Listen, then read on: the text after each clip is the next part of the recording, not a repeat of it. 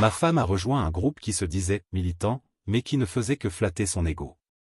Elle a commencé à me traiter de contrôlant et à exiger une relation libre alors que même les enfants n'échappaient pas à sa mauvaise humeur.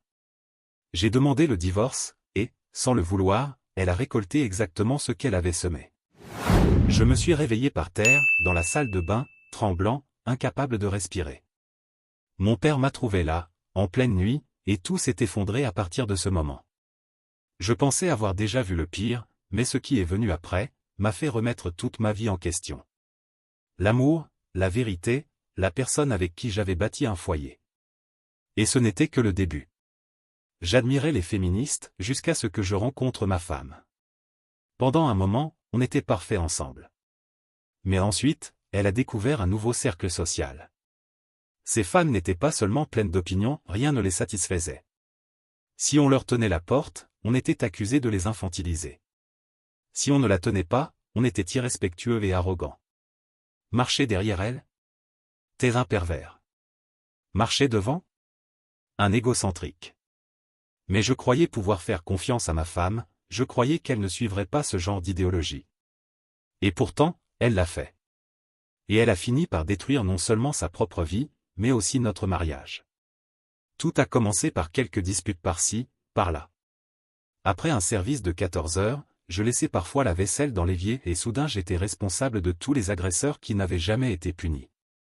Si j'aidais nos enfants avec leurs devoirs, elle me prenait à part pour me dire que j'étais toxique par nature et que mon mansplaining, comme elle appelait ça, en était la preuve.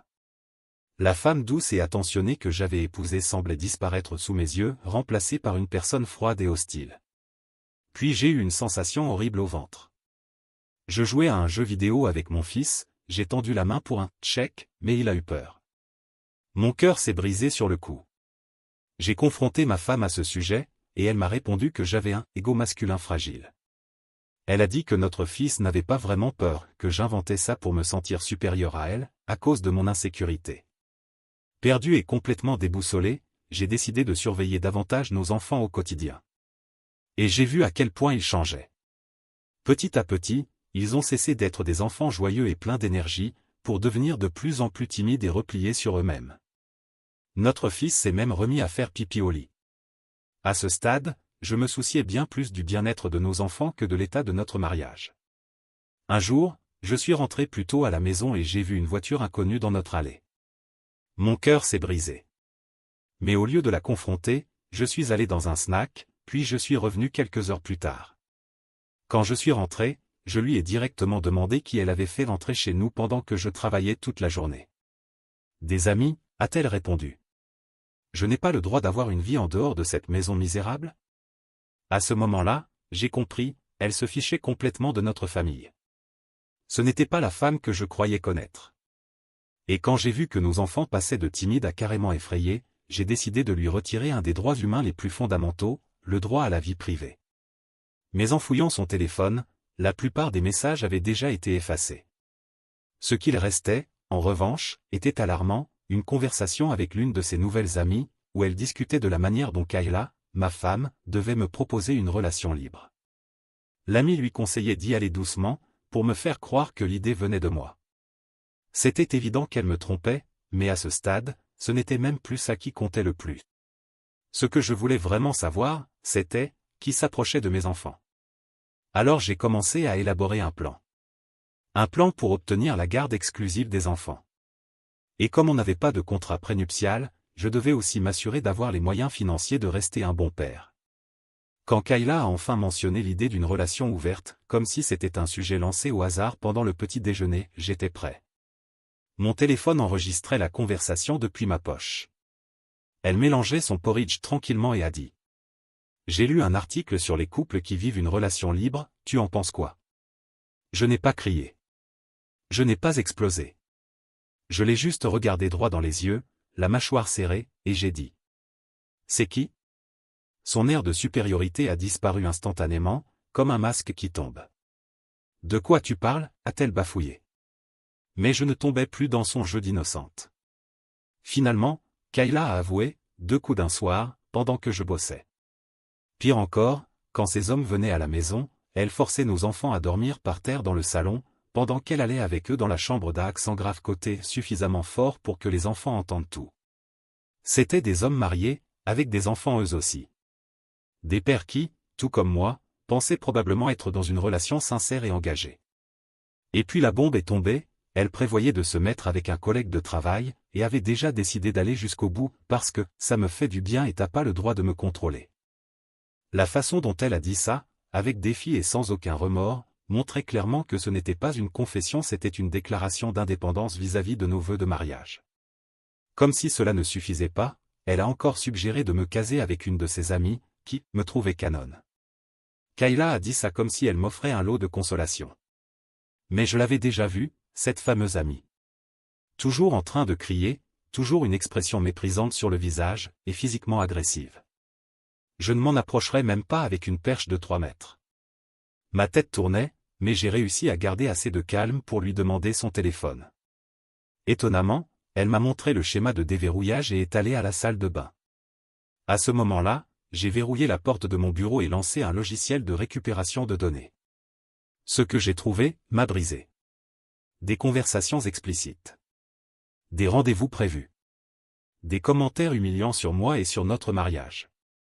Avant de lui rendre le téléphone, j'ai installé une application de surveillance. Quand je lui ai redonné et lui ai demandé de partir, sa réaction n'a pas été le remords, c'était de l'indignation. Elle a crié que j'étais un homme contrôlant, que je l'empêchais de vivre, comme les hommes l'avaient toujours fait avec les femmes au fil de l'histoire. Elle a prétendu que je ne l'avais jamais aimée, que je voulais juste la posséder, qu'elle avait tout à fait le droit de faire ce qu'elle avait fait, et que je devais accepter cette nouvelle normalité dans notre mariage. Sans dire un mot, j'ai commencé à faire ses valises en silence. Lorsqu'elle a enfin arrêté de parler, je suis allé vers la porte et j'ai attendu. Dès qu'elle a descendu les escaliers, j'ai dit. Tu es célibataire maintenant. Fais ce que tu veux. Je ne te contrôle plus. Mon avocat prendra contact avec toi en janvier. Avant qu'elle puisse répondre, j'ai claqué la porte et verrouillé. Mes mains tremblaient, le poids de la faim m'est tombé dessus d'un seul coup. Grâce à l'application, j'ai vu Kayla discuter avec ses amis dans le groupe. Elle la félicitait d'être forte, de revendiquer ce qu'elle méritait. Elle disait que ma menace de divorce était vide de sens, que les hommes revenaient toujours en rampant, et que je finirais par supplier pour qu'elle revienne. Ce qui m'a le plus effrayé, c'est quand elles ont commencé à lui suggérer de m'accuser de violence domestique, si elle avait besoin d'assurer son avenir. Une amie s'est même vantée d'avoir détruit son ex-mari avec de fausses accusations, expliquant en détail comment tout faire paraître crédible, quoi dire, comment agir, jusqu'à comment se blesser légèrement pour simuler des agressions. Aussitôt, j'ai acheté des caméras de surveillance pour ma maison. À partir de là, tout devait être enregistré. Mais ensuite, quelque chose s'est produit que je n'aurais jamais imaginé. Kayla a envoyé un message à un des types pour organiser un rendez-vous à l'hôtel. Elle a inclus le nom de l'hôtel et le numéro de la chambre. Rapidement, j'ai trouvé la femme de ce type sur Facebook et je lui ai tout raconté, y compris l'adresse. Elle m'a remercié et a raccroché. Quelques heures plus tard, elle m'a envoyé une vidéo de la confrontation à l'hôtel. Tu vas refaire ça? Avec moi? Avec les enfants? Je t'ai dit que c'était fini si tu recommençais. Criait-elle dans la vidéo. Elle avait filmé ma femme en train de se rhabiller sur le lit. J'ai vomi en voyant ces images. C'était la confirmation visuelle de la trahison. Pire que n'importe quelle confession. La femme a giflé Kayla et l'a accusée d'aider à détruire encore une autre famille. J'ai envoyé un message à Kayla disant que j'avais vu la vidéo, que je ne voulais plus jamais la revoir. Mon corps est devenu glacé. La femme dans cette vidéo, ce n'était plus mon épouse. Non seulement à cause de la situation dégradante, mais aussi dans son essence. C'était une autre personne. Et le pire, après ça, elle a commencé à agir comme si nous étions dans une compétition et qu'elle était en train de gagner. Elle envoyait des messages à ses amis en disant que j'étais en miettes et que dans une semaine, je la supplierais de revenir. Elle semblait vivre dans un monde parallèle, sans comprendre que le divorce était réel. Aucun signe de regret. Aucune reconnaissance du mal qu'elle avait causé. Juste des stratégies pour tirer profit de la séparation. Je suis allé dans le groupe WhatsApp de sa famille, j'ai annoncé que nous étions en train de divorcer à cause de son infidélité, je les ai remerciés pour leur accueil durant toutes ces années, puis j'ai quitté le groupe.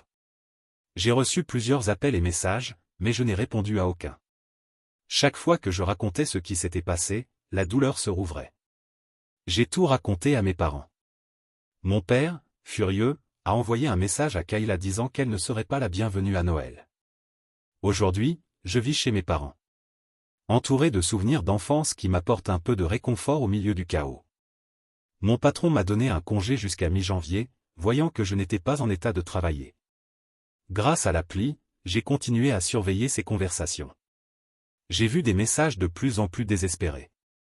Et j'ai compris qu'elle ne réalisait vraiment pas qu'elle avait tout perdu, le mariage, la famille. Ses nouvelles amies, elle s'en fichait. Elle lui donnait juste des conseils toxiques qui détruisaient toute chance de réconciliation. Elle m'a envoyé des dizaines de messages. Elle est même venue chez mes parents en disant qu'elle voulait passer Noël en famille. Mon père était tellement en colère devant son culot qu'il a menacé d'appeler la police si elle ne partait pas immédiatement. Je passe mes journées entre les larmes et les recherches d'avocats spécialisés en divorce. Au début, j'étais sous le choc, en mode automatique, mais une fois arrivé chez mes parents, la douleur m'a frappé de plein fouet. Rien n'a de sens. Comment quelqu'un peut-il changer à ce point? Est-ce que tout notre mariage était un mensonge? Est-ce que j'aurais pu faire quelque chose différemment? Je n'ai répondu à ces messages que 2 fois. La première.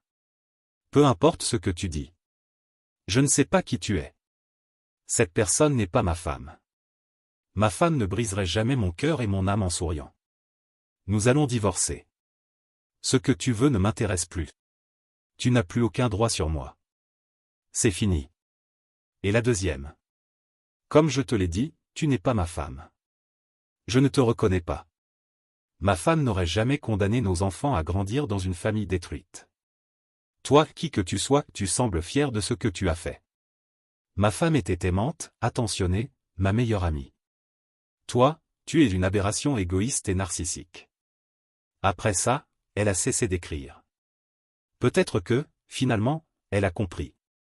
Mais la douleur, elle, est toujours là. Parfois, je me surprends à fixer de vieilles photos de famille, à passer mon doigt sur le visage de Kayla, en me demandant si cette personne a vraiment existé, ou si elle a toujours été comme ça, mais que c'était bien caché. Je donnerais tout pour que ça ne soit jamais arrivé. J'aimerais remonter le temps, mais je sais que je ne peux pas me faire ça à moi-même. C'était, sans aucun doute, le pire Noël de toute ma vie. Dans un moment de faiblesse, j'ai dit aux enfants que maman ne voulait plus avoir de famille, qu'elle voulait être avec d'autres hommes, et que nous allions divorcer. Ils étaient dévastés. Ma fille a pleuré jusqu'à s'endormir dans mes bras. Milo est resté silencieux, le visage figé dans l'incompréhension. Dieu merci, mes parents sont là pour me soutenir. Parce que moi, je suis brisé. Un désastre complet. Mais j'essaie de me reconstruire, pour mes enfants. Je ne retournerai jamais avec Kayla. Le niveau d'irrespect, de froideur, est impardonnable. Je me sens complètement perdu. Pourquoi croit-elle encore qu'elle peut exiger quelque chose de moi? Est-ce qu'elle est mentalement instable? Est-ce qu'elle a toujours été comme ça à l'intérieur? Ou est-ce qu'elle a vraiment changé? Ces questions me hantent pendant les nuits sans sommeil, tandis que je fixe le plafond de ma chambre d'enfance. Pardonnez ce coup de gueule. J'avais juste besoin de sortir tout ça, quelque part où peut-être quelqu'un comprendra. Mise à jour 1. Beaucoup de choses se sont passées depuis mon dernier post. J'aimerais pouvoir dire que j'ai été fort, mais pour être honnête, je suis devenu une loque, un chiffon en train de pleurer dans les coins. Mon père m'a trouvé allongé sur le sol de la salle de bain à 3 heures du matin, il y a 2 jours. J'étais recroquevillé, les bras autour des genoux, me balançant d'avant en arrière, complètement brisé. J'ai passé des heures à lire obsessionnellement les conversations de Kayla avec ses amis, jusqu'à tomber sur quelque chose qui m'a anéanti complètement. Elle décrivait, avec une froideur cruelle, comment notre mariage et surtout nos enfants étaient des fardeaux qui l'empêchaient d'atteindre son vrai potentiel de femme accomplie. Elle disait que j'étais un « connard d'oppresseur » qui ruinait sa vie, et que la maternité était un piège patriarcal conçu pour garder les femmes soumises. Ce qui m'a le plus détruit, c'est de voir qu'elle ne donnait aucun exemple concret de comment je l'aurais soi-disant opprimée. Juste des accusations vagues, basées sur une idéologie de genre, totalement déconnectée de la réalité de notre relation. La vérité? Je ne l'ai jamais empêché de rien. Je paie toutes les factures, ses petits boulots couvrent à peine ses frais de transport. Je l'ai toujours soutenue dans ses hobbies, ses formations, même celles qu'elle abandonnait, ses rêves. Je lui montrais de l'amour, de l'affection, je sortais avec elle, je m'occupais des enfants des dizaines de fois pour qu'elle ait du temps pour elle. Si c'est ça, être un oppresseur, alors signez mon nom tout de suite. J'ai fini par m'évanouir d'épuisement émotionnel. Quand je me suis réveillé, mes 3 meilleurs amis, appelons-les juniors, Jacques et Caleb, étaient dans la cuisine avec mon père, en train de préparer le dîner. Ces gars-là sont avec moi depuis l'enfance, présents à chaque moment important de ma vie. Junior, un ancien militaire, a perdu un bras au combat en Afghanistan. Sa femme l'a quitté pendant sa convalescence, incapable de faire face au nouveau lui. C'est lui qui a organisé un appel avec son thérapeute, qui m'a aidé à comprendre ce que je ressentais. Une partie de mon identité était morte avec la fin de mon mariage. Comme une personne amputée ressent une douleur fantôme, je ressentais la douleur fantôme d'une partie de moi qui n'existait plus. Junior m'a dit quelque chose qui résonne encore dans ma tête. Le mariage que tu pensais avoir n'existe plus. Tu es en deuil. Parce que c'est bel et bien fini.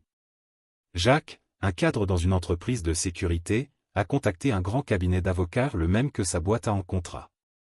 Il prend en charge mes frais juridiques en souvenir des fois où j'ai pris des coups à sa place à l'école. Tu m'as protégé quand je ne pouvais pas. Maintenant, c'est mon tour. M'a-t-il dit en posant la main sur mon épaule.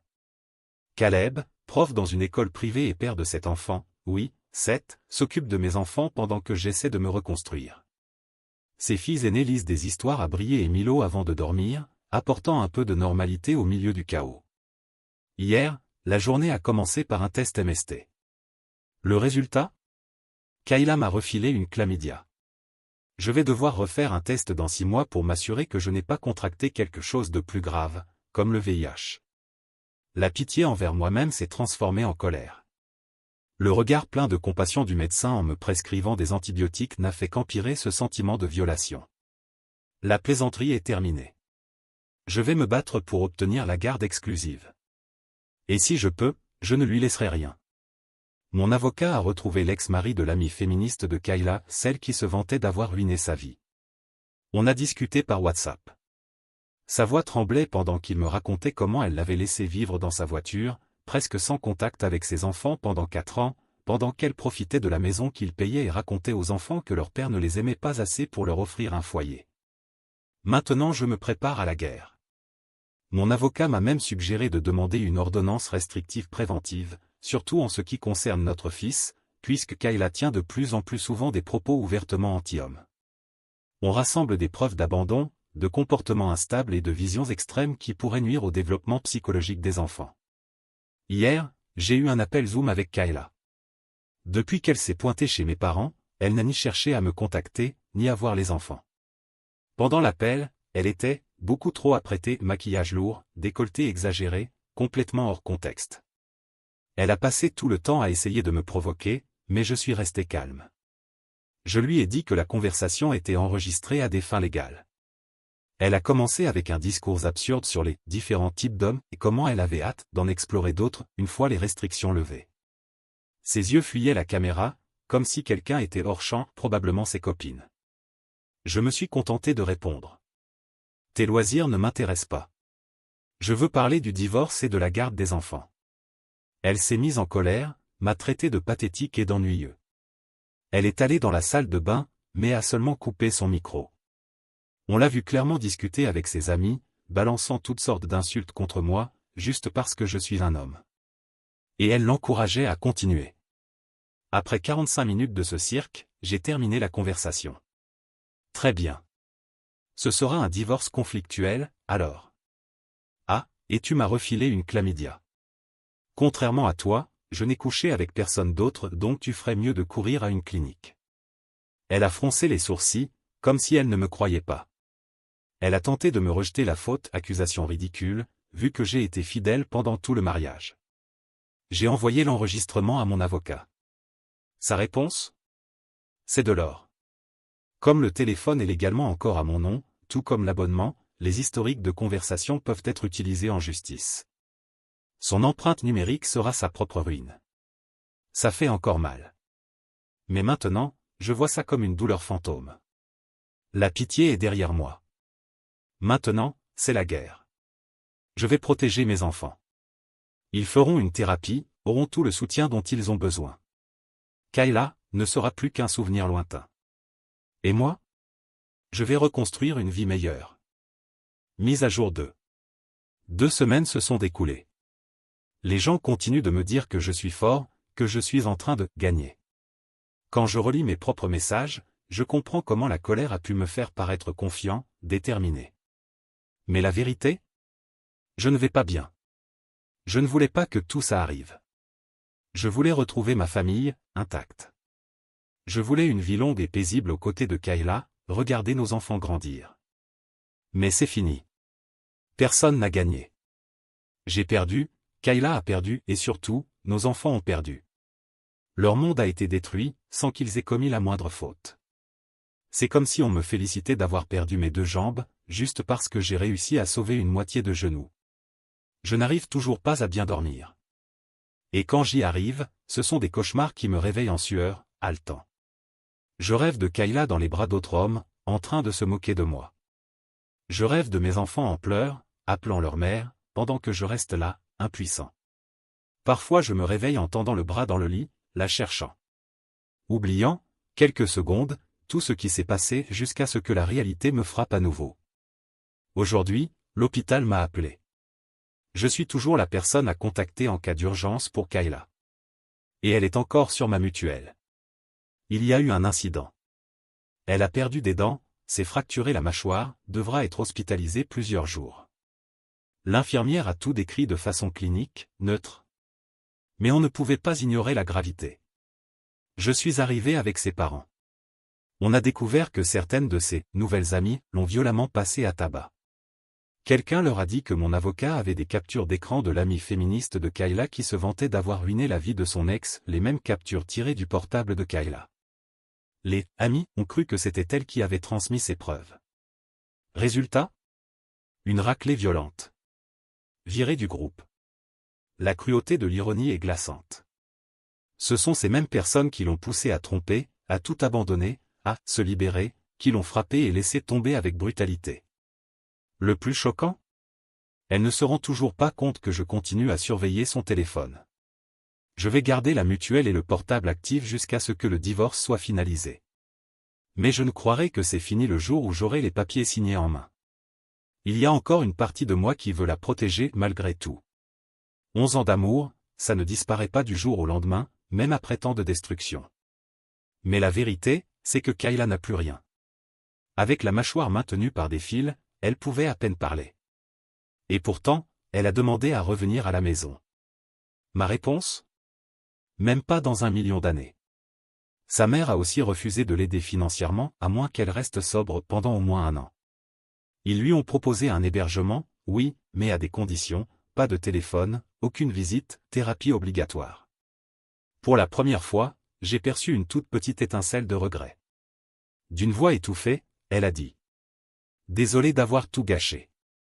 Mais je ne pense pas que c'était sincère. Elle ne me regardait presque pas dans les yeux. Elle fixait plutôt le mur de la chambre.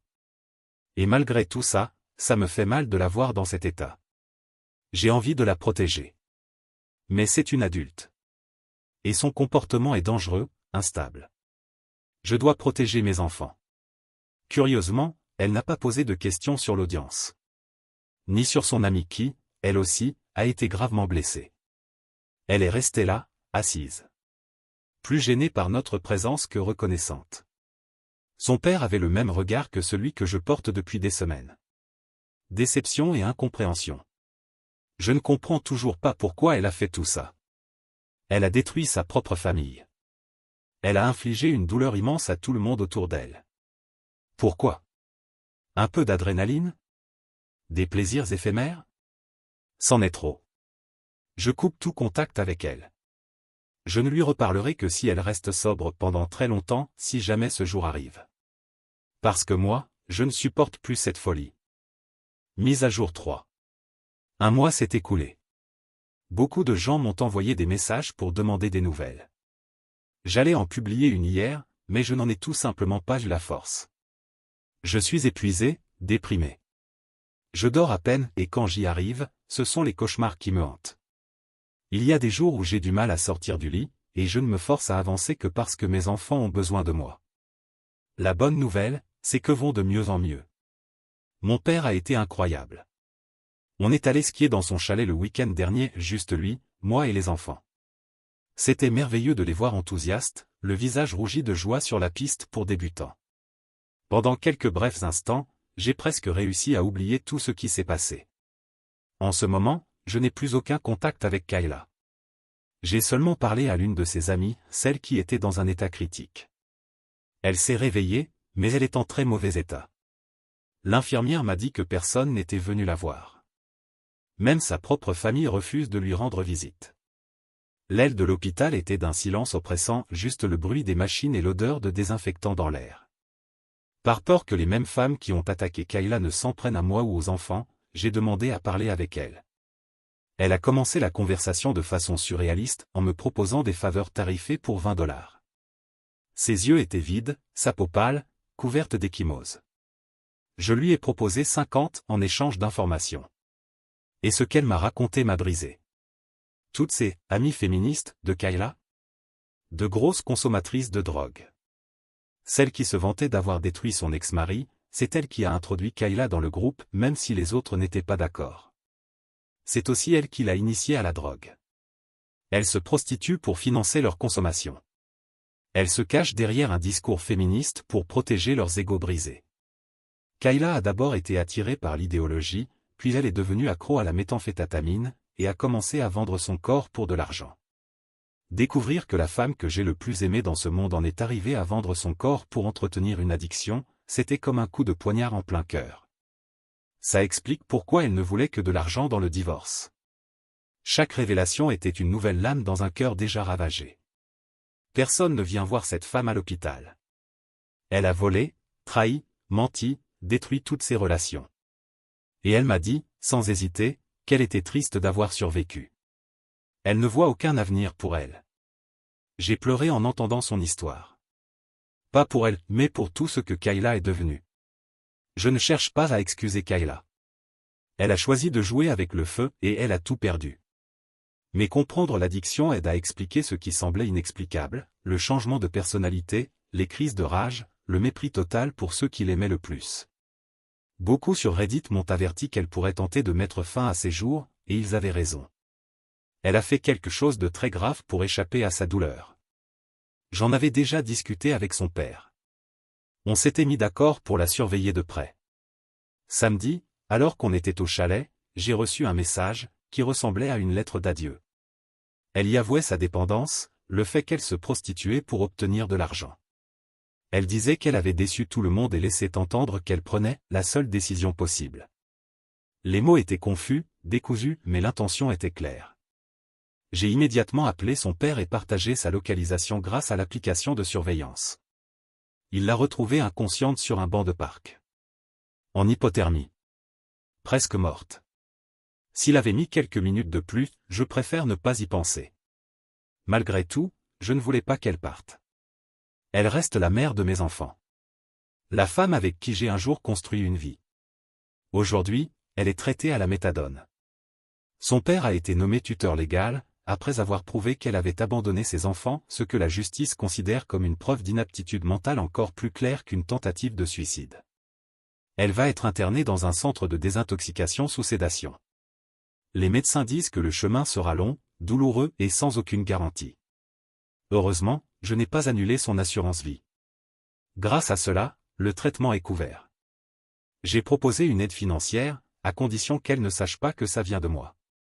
Pas par bonté, mais parce que sa récupération est essentielle pour nos enfants. Ils ont besoin d'une chance, un jour, d'avoir une relation avec une version saine de leur mère. Entre-temps, j'avais encore peur que les agresseuses de Kayla s'en prennent à moi ou aux enfants, pensant que j'étais celui qui avait transmis les captures d'écran. C'est là que Brandon est intervenu, un ami de Jacques, qui a lui aussi profité des captures pour son propre divorce. Brandon, c'est une montagne. Élevé à la ferme, a soulevé des bottes de foin et a affronté du bétail. Immense, crâne rasé façon militaire, cicatrice au visage depuis l'enfance, mais étonnamment gentil et patient. Il est allé jusqu'à l'appartement des agresseuses. Il en a attrapé une par le cou et lui a donné deux options.